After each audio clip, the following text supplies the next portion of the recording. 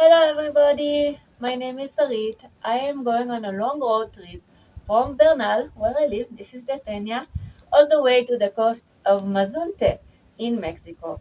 And I am vegan and I will be trying and checking out all the coolest and most interesting vegan restaurants on this trip. But not everywhere might have a vegan restaurant. And I don't like eating in places where I see people cutting into meat that comes from animal suffering and just dissociating from it. For me, I lose my appetite.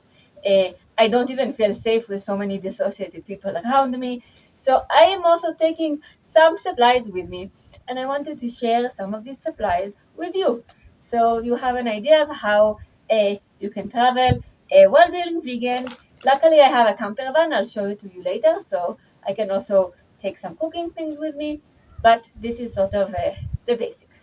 Okay, so let's start with hemp seeds.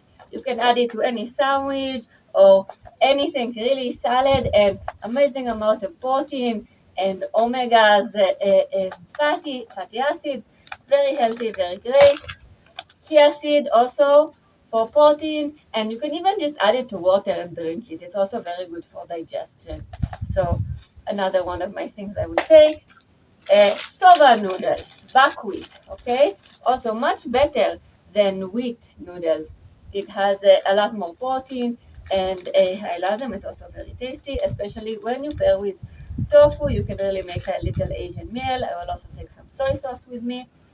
Now, another trick that I like to do with tofu is this is actually some sulfur salt. So if you like eggs and you like to try to, or you like the taste of eggs, yes, not the suffering that comes from them, then basically the taste you like is sulfur. So you can mix some tofu or maybe chickpeas to make a vegan egg omelette with a little bit of sulfur salt. Be very careful, it's very strong, so just a little bit.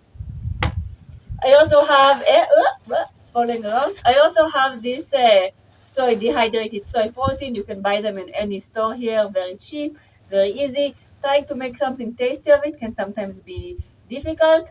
A combination of soaking it and then frying it can make it quite tasty.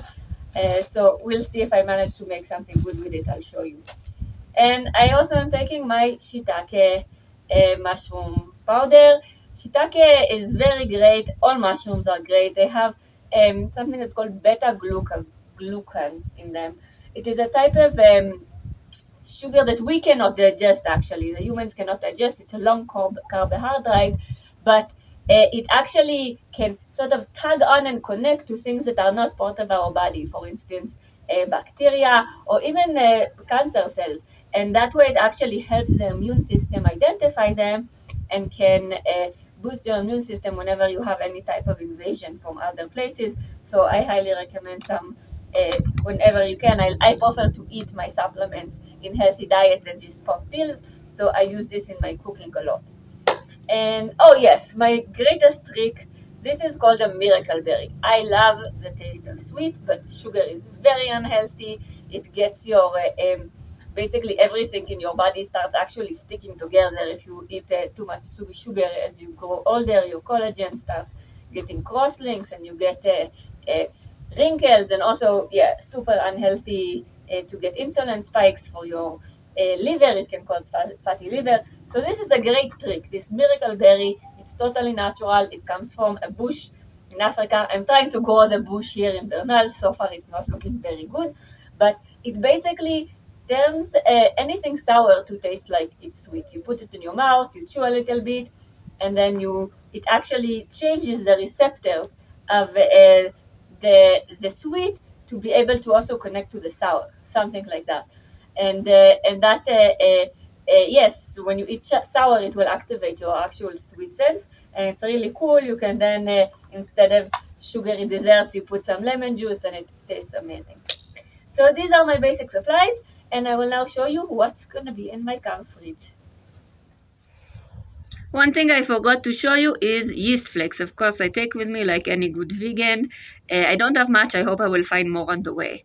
But yeast flakes are amazing, high protein, cheesy taste, a very basic healthy food. I also try to make them. One day I will show you.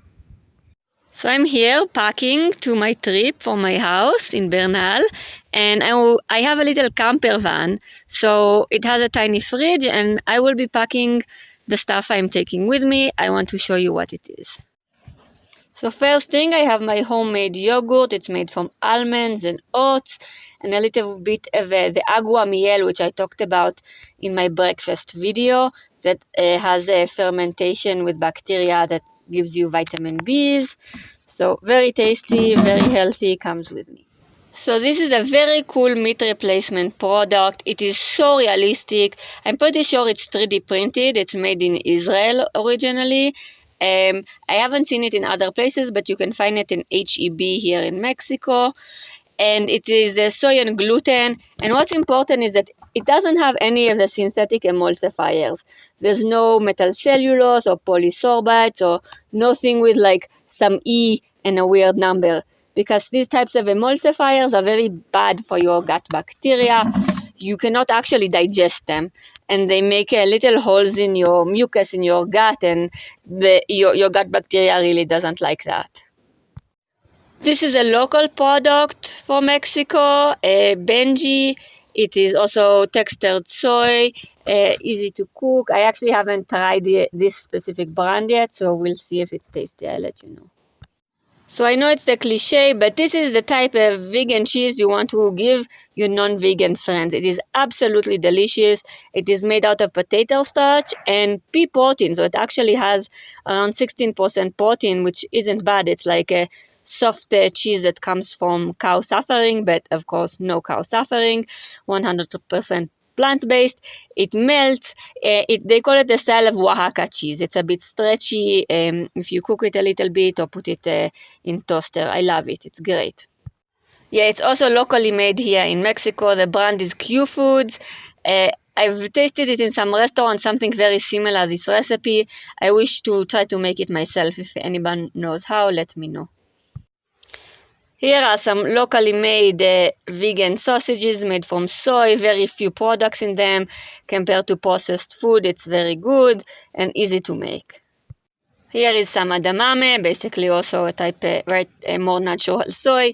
It's great, high protein. Also, you can eat them very easily and just heat them up. This is some tofu skins I got from an Asian supermarket. You can just stuff them with rice. They're pretty tasty, so I will take a few with me. Okay, so now for a product that I love that is local to Mexico. It's a green leaf called verdulaga.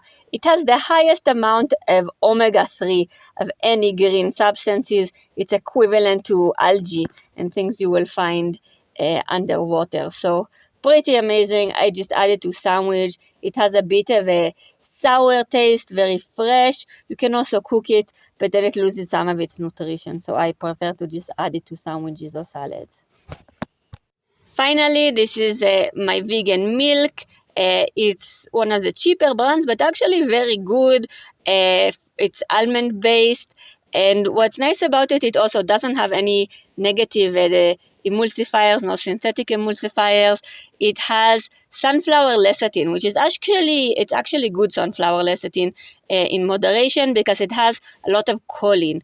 Choline is something that is hard to get enough of if you don't eat eggs.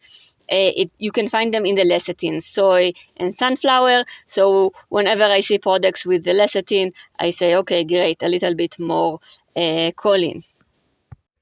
It's also shelf life stable, so I can bring a lot with me in the car, but once you open it, it needs to find place in the fridge. Let's see if I can actually fit it in the fridge. It's gonna be a little bit challenge.